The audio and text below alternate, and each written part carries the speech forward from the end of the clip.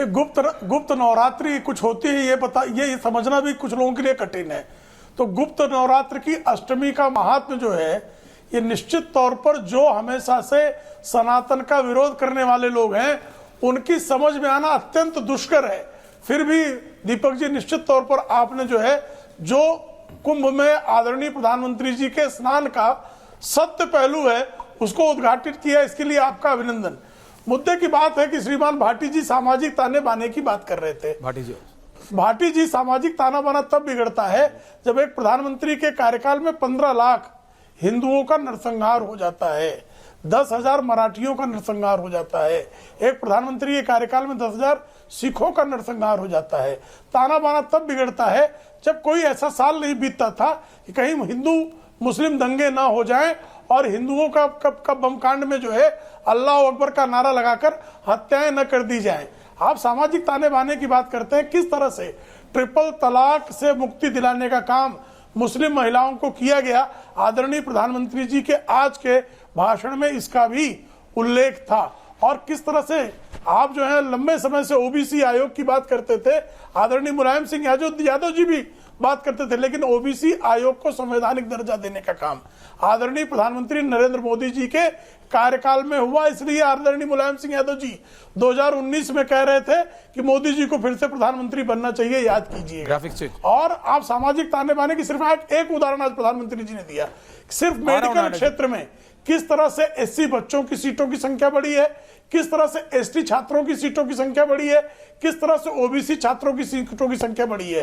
तो लगातार सामाजिक न्याय को सुनिश्चित करने की दिशा में पिछले 11 वर्षों में क्या काम हुआ है, इसका लेखा जोखा ही प्रधानमंत्री जी के अभिभाषण में स्पष्टतया प्रकटता तो भारत के सामाजिक ताने बाने को मजबूत करने का काम किया। और एक सवाल उन्होंने जो पूछा कि एक ही परिवार के 3 अनुसूचित जाति के 3 लोग एक ही परिवार के कब संसद में आए और एक ही परिवार के 3 अनुसूचित जनजाति के लोग कब आए, इस प्रश्न का उत्तर आज भी इंडिया अलायंस के सारे दल अपना पूरा विमर्श करके बता सकते हैं उत्तर कि एक ही परिवार के अनुसूचित जाति के लोगों को अवसर क्यों नहीं दिया गया, एक परिवार विशेष को ही अवसर क्यों दिया गया। उस परिवार को तो भले ही पारसी के घर में दत्तात्रेय गोत्र का ब्राह्मण पैदा हो जाता हो, लेकिन कहलाता तो ब्राह्मण है वो, और ब्राह्मण तो अगड़ा कहलाता है, और अगड़े परिवार के ही 3 लोग संसद में इकट्ठे होते हैं। ये अनुसूचित जाति और जनजाति के लोगों को अवसर क्यों नहीं दिया जाता, ये प्रश्न अगर पूछा जाता है तो सामाजिक ताना बाना छिन्न नहीं होता है, बल्कि सामाजिक ताने बाने को छिन्न भिन्न करने का जो लंबे समय तक प्रयास हुआ है, उस प्रयास को जनता के समक्ष रखा जाता है। तो भाई साहब, आदरणीय भाटी जी, हम तो सामाजिक ताने बाने की बुनावट को बेहतर करने का प्रयास कैसे आदरणीय मोदी जी के जातीय जनगणना करेंगे नहीं, भाटी जी आ रहा हूं, बात किया नहीं है और बात करते हैं अनुसूचित जाति और जनजाति की। हाथी के दांत खाने के और दिखाने के और प्रेम जी, आप तो ब्राह्मण आदमी हैं, जातीय रिलैक्स, आपने पॉइंट आप प्रेम नहीं कराएंगे, एक-एक करके किसी को आयुष्मान कार्ड दिया गया तो कोई सामाजिक ताना बाना छिन्न भिन्न नहीं होने पर। प्रेम दादा, एक-एक करके आ रहा हूं। अनुराग ढांडा, भाटी जी, दीपक दादा, सतीश जी, एक-एक करके। ढांडा जी बोलिए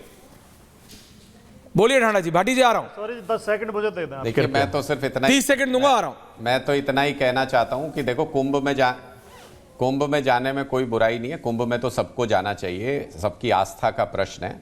बस लोगों के मन में सवाल सिर्फ यही आता है कि अगर वोटिंग वाले दिन प्रधानमंत्री जी जाते हैं तो क्या वो अपनी व्यक्तिगत आस्था का राजनीतिक उपयोग कर रहे हैं क्या चुनाव जीतने के लिए। ये थोड़ा बहुत संदेह लोगों के मन में जाता है, लेकिन जाना चाहिए, कुंभ में जाना अच्छी बात है, उसमें ज़्यादा वो नहीं करना चाहिए।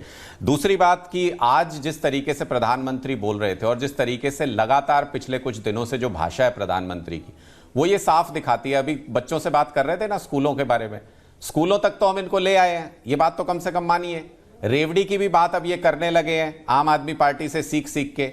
शहीदों के परिवार को इनकी सरकारें 1 करोड़ रुपए की राशि भी अनाउंस करने लगी है जगह जगह पे। ये कहते हैं हमारी सारी योजनाएं बहुत अच्छी हैं। प्रधानमंत्री इस बार मंच पे चढ़ के कह के गए कि केजरीवाल जी की जो योजनाएं चल रही हैं वो चलती रहेंगी, अच्छी हैं तभी तो कह रहे हैं ना चलती रहेंगी।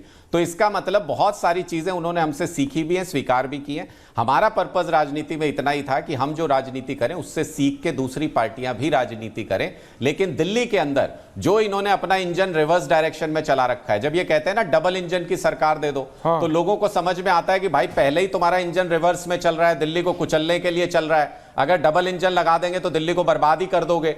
अभी तो केजरीवाल जी वाला इंजन जो है वो इनके इंजन से टकरा के उसको रोक के विकास की तरफ ले जाता है दिल्ली को।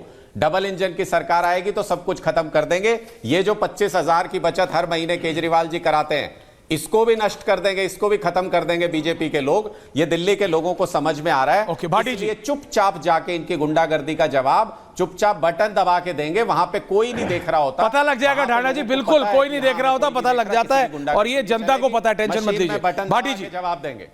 भाटी जी वांट टू से समथिंग। हाँ, मैंने जो सामाजिक ताने बाने की आवाज, मैंने जो सामाजिक ताने बाने का प्रश्न उठाया था, भाई प्रेम शुक्ला जी ने उसका जवाब दिया, उस पर चर्चा की।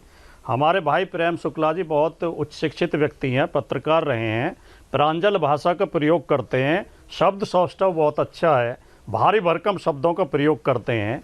लेकिन मैं आदरणीय शुक्ला जी को ये बताना चाहूँगा कि आपके परिणाम जो है आपके शब्दों से तय नहीं होते, आपके कर्मों से तय होते हैं। देश में पहली बार ऐसी सरकारें आई हैं जो अल्पसंख्यक समुदाय से कहती हैं कि अपनी दुकानों पे अपने नाम लिखो, जो ये कहती हैं कि प्रयागराज कुंभ में मुसलमानों का प्रवेश वर्जित है, मुसलमानों को नहीं जाने दिया जाएगा। ये सामाजिक ताने बाने को बिगाड़ता है। और हमारे लिए खुशी की और गर्व की बात यह है कि जब प्रयागराज में दुखद घटना हुई, भगदड़ मची और जब लोग शहर में घुसे तो सबसे पहले मुसलमानों का मोहल्ला पड़ता था।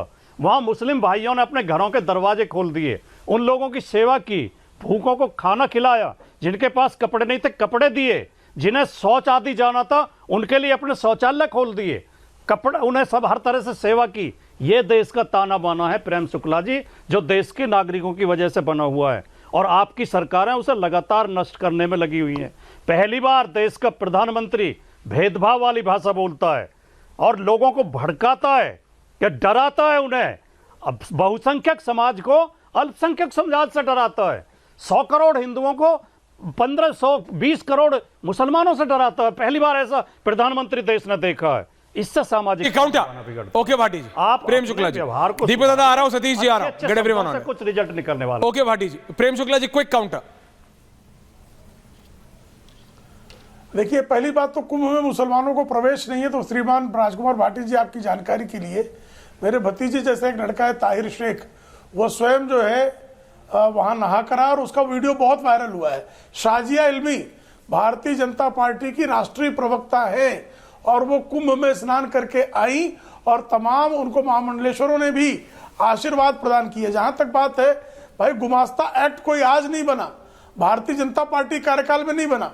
गुमास्ता एक्ट यह तय करता है कि किसी भी संस्थान में, विशेष करके रेस्टोरेंट में, गुमास्ता एक्ट के तहत बाकायदा उस दुकानदार का नाम लिखा जाता है। ये गुमास्ता एक्ट जो है ये हमने नहीं बनाया। हाँ। आपने गुमास्ता एक्ट मुलायम सिंह यादव जी जब आए थे मुख्यमंत्री और अखिलेश जी थे, तो गुमास्ता एक्ट कैंसिल कर देना चाहिए था कि भाई हम नहीं भेदभाव मानते हैं। ओके प्रेम, जो गुमास्ता एक्ट में किसी भी प्रोपरेटर की नाम लिखने की आवश्यकता ही नहीं है। और कृपा करके मुझे बताइए ना, जो मूर्ति पूजा के विरोधी हैं वो अपनी दुकानों पर मूर्तियों के नाम पर जो है देवताओं के नाम पर क्यों रखते हैं? वो या तो स्वीकार लेगा अपना, आ जाए कि भाई हमने। Okay, back on topic please, prime minister speech. और हम घर वापसी कर रहे हैं, ये स्वागत है। दीपक दादा,